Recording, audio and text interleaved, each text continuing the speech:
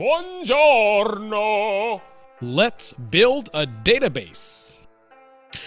So the first step is we need to install software. So we're going to be doing this under Linux. It's free, which is the best price always. So there is software called SQLite or SQLite. Who knows? All I know is there's only one L. So anyway, you can go into your software management software in Linux, whatever it is. In Ubuntu, it's the Ubuntu Software Center, and just type in SQLite, and then there it is. You go ahead and install it, and then you can go ahead and start it. And just as easy as that, we are now ready to build our first database. So the first thing we're going to do is click on New Database. Then we're going to pick a location for the database. So in this case, I'm putting it in a folder that I created called SQLite, and we can give it a name, my first DB. Then on the bottom, we go ahead and click on Save, and just as easy as that, we have created our first database. Oh yeah! Bruh, totally unnecessary. Okay, so once we have a database, then the next thing we need to do is create some tables. So I'm going to create a table and just call it, guess what? My first table. I am so creative. I know. Thank you very much. Anyway, table is my first table. And once we're done doing that, then we want to start creating the fields. Now, if you watched my SQL video, which we are heading towards 1 million views, oh yeah, then you would know that the way that databases are structured is very similar to what you're perhaps familiar with in Excel. In Excel, you have rows and you have columns. In a database, you have rows and fields, or records and fields. So we need to start adding fields for the records that we're going to be inserting into the database. So we have a table called My First Table, and that table we need to build the schema or the structure of it. So we need to add the field. So let's click on Add Field, and we can type in name. That's just whatever. It could be whatever, literally whatever. Like totally, literally whatever. But we're not going to do that. Name. Then we're going to define the type. What's the data type? So you have integer, text, blob, real, numeric. So name is going to be text because names are usually text. Wow. And let's maximize this window so we can see everything. So you have foreign key, check, default. You can bring these out.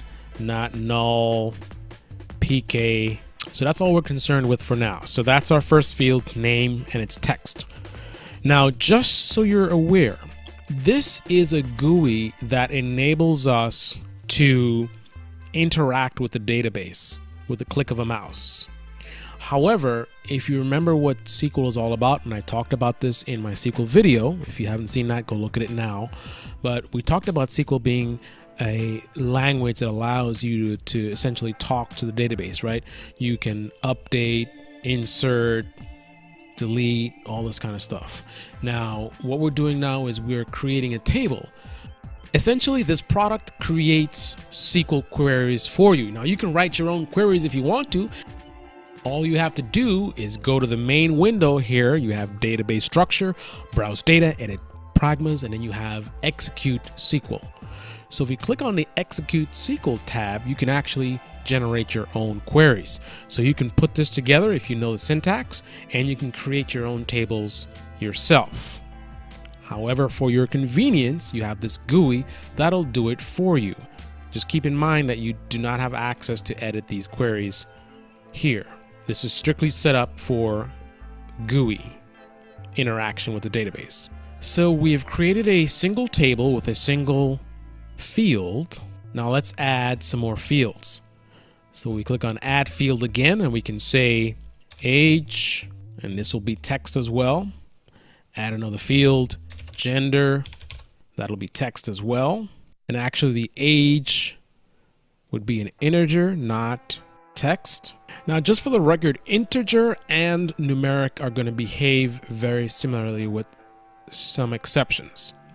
And we'll go over more detail in future videos about the different data types. Now let's add a final field and let's call it salary. Make that an integer as well.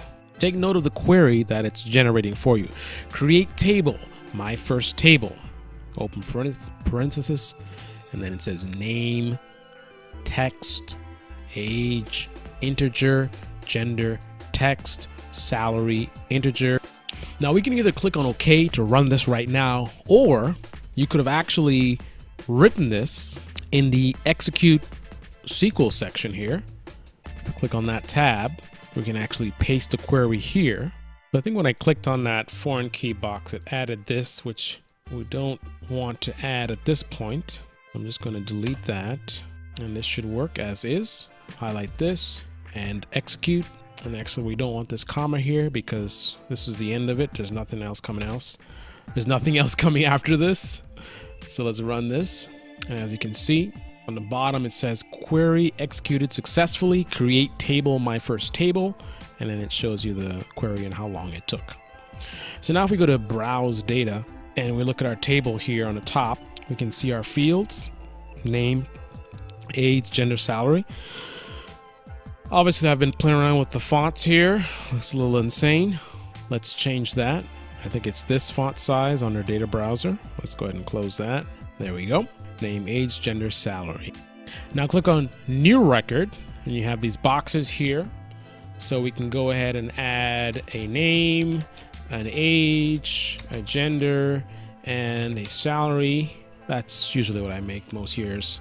That's why I have 12 Lamborghinis in my garage.